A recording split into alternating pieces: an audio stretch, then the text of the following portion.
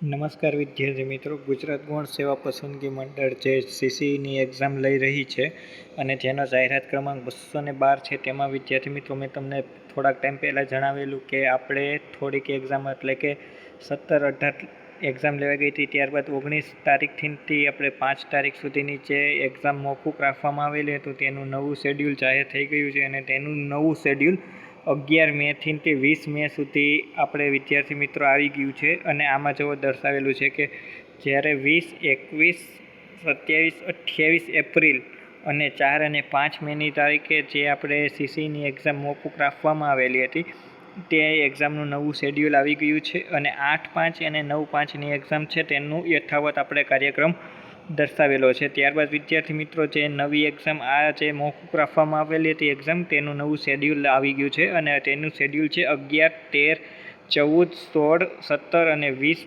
મેના રોજ છે અને બધી એક્ઝામ 4 શિફ્ટમાં લેવાયેલી છે. ત્યારબાદ વિદ્યાર્થી મિત્રો આ જે હું તમને દર્શાવું છું એમાં કહેવામાં આવેલું છે કે તેમાં અમદાવાદ, આણંદ, ગોધરા, વડોદરા, ગાંધીનગર, હિંમતનગર, મહેસાણા, મોડાસા, ભાવનગર, ભુજ, જામનગર, જૂનાગઢ, રાજકોટ, સુરત, બારડોલી અને વાપી આ બધી જગ્યાએ એક્ઝામ લેવામાં આવેલું છે. તેમજ હવે તમને કેમ ખબર પડશે કે તમારે કઈ જગ્યાએ એક્ઝામ આવેલી હશે? તો વિદ્યાર્થી મિત્રો તમારે 8/5 એટલે કે 8 મેના રોજ કોલ લેટર ડાઉનલોડ કરવાના રહેશે અને ત્યારબાદ તેમાં તમને ખબર પડશે કે તમારે કઈ જગ્યાએ એક્ઝામ સેન્ટર આવેલું છે. તો વિદ્યાર્થી મિત્રો આ જાણકારી તમને સરસ લાગી હોય તો વિડીયોને લાઇક કરી દો અને ચેનલને સબસ્ક્રાઈબ કરી દેજો વિદ્યાર્થી મિત્રો.